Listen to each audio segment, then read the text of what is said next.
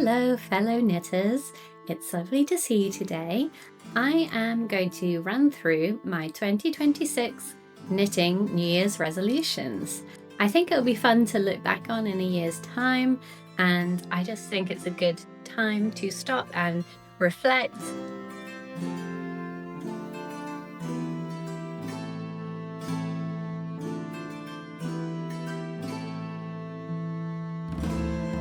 Last year was my first full year of knitting, so I'm a lot more prepared now to think about what works and what doesn't work. And yeah, so here are some of my goals. Now, the first one was inspired by Natalie, who is Knit Cheek on YouTube. She was mentioning how she keeps her Ravelry queue in order and so that it doesn't go out of control. So I used to have like several hundred things in my Ravelry queue, and I'm finding it much easier now that I've created a favorites folder that is sort of future queue items, and then only keeping the things that I either have the yarn for or I know I'm going to be casting on like this month. First thing, it helps stop to feel overwhelmed by all the hundreds of things you want to make and to get a clear picture of what you need to swatch for, what you might be able to make from stash or what you have yarn for already. And it's not like those hundreds of projects that I do like have gone in the trash. They're just in a different folder so that when I'm ready to add new things to the queue, I can go do that on a as needed basis. So here's a sneak peek of my Ravelry queue, and I want to keep it to about 10 items or so.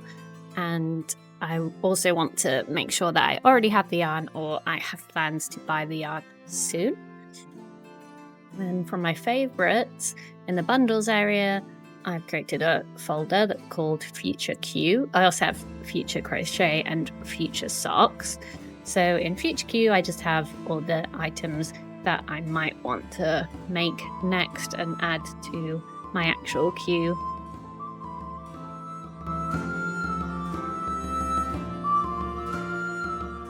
Speaking of Ravelry, I would like to keep some kind of basic notes about my projects. So I've tried to start to do that, but at a minimum, I would like to note down what needle I used, what yarn I used, when I cast it on, and when I finished it.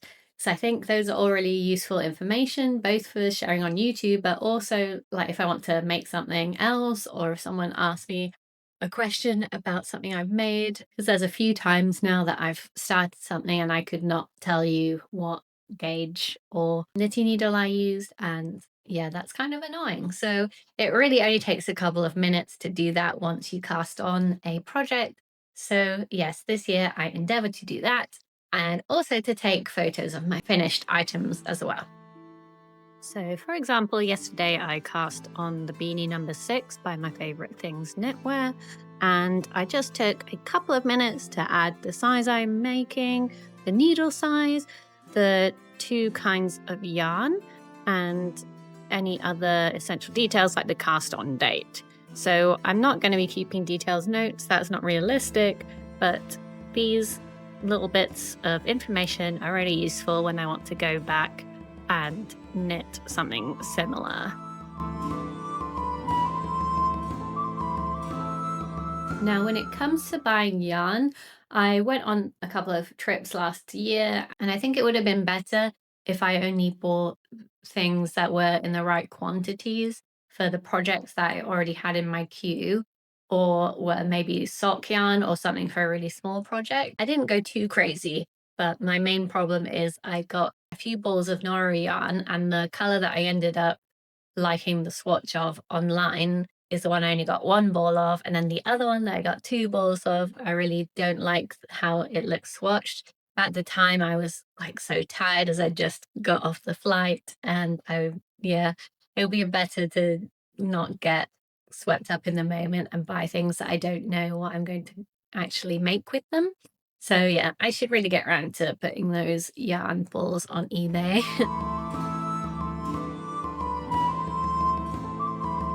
Now, when it comes to yarn, I also want to be smarter about my color choices.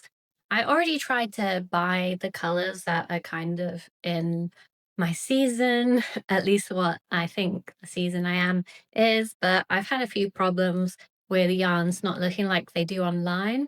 And in that case, I really need to like not be scared of returning the yarn, I think, if it's not what I hoped it would be. A good example, so I've done this swatch for like a rugby polo. And I don't know, I think it's too close to my skin tone. What do you think? I was hoping it would be like a creamy off-white color, but yeah, I don't know. I really like the stripe gradient.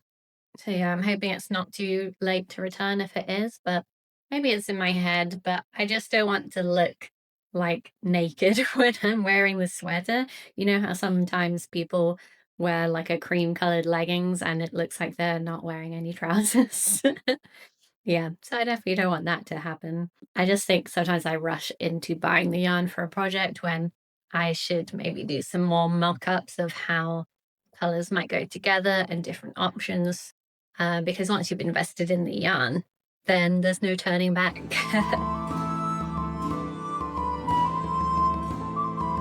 I also want to try out a lot of different yarn brands in 2026. So far I've only really used Drops, Noro, Isaga, Sadness Garn, and some knitting for Olive. So it would be good to try out more brands. And also different breeds of sheep's wool beyond merino or Shetland wool. Just in general, I would like to know more about the British breeds of sheep and what kind of wool they produce, the properties of it. And there's a really cool book that was written recently that seems like it would give me all this information. So I've ordered that, and yeah, that's kind of a bit of an educational goal for the year, is just to learn about the sheep in the UK and hopefully try out some of that wool. So this was the book, The Wonder of Wool, which was recommended by Nicotina Knits on YouTube. And I think the best part is the sourcing guide, as you can take a look at the different types of fleece, and then there are UK websites where you can take a look at them and yeah, buy some. Hey, Rory.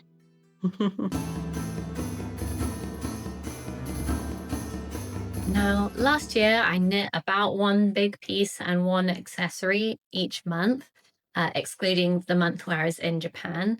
And this was great because I have a lot of pieces of clothing now that is knitted and a lot of it I wear.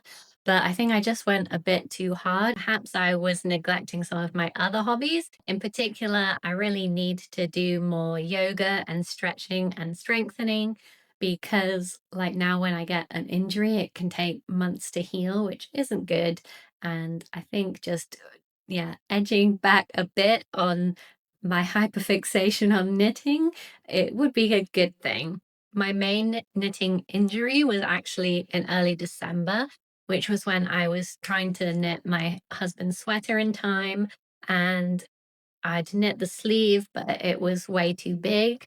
And it was on 3.75 millimeter needles with really rustic, tough Shetland yarn wool. And my thumb was just giving way. So, yeah, I'm tying this into my next resolution,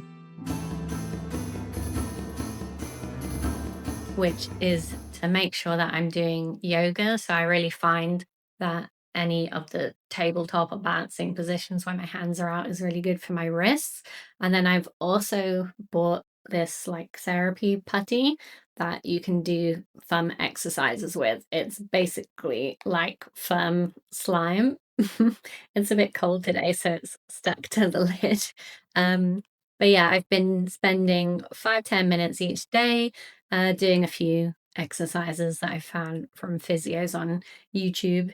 And since then, my thumbs have been a lot better. So fingers crossed that just, yeah, spending a little less time knitting and a little more time exercising and stretching and strengthening the thumbs and fingers and wrists will help me in the long run and mean that I can knit for many more years to come.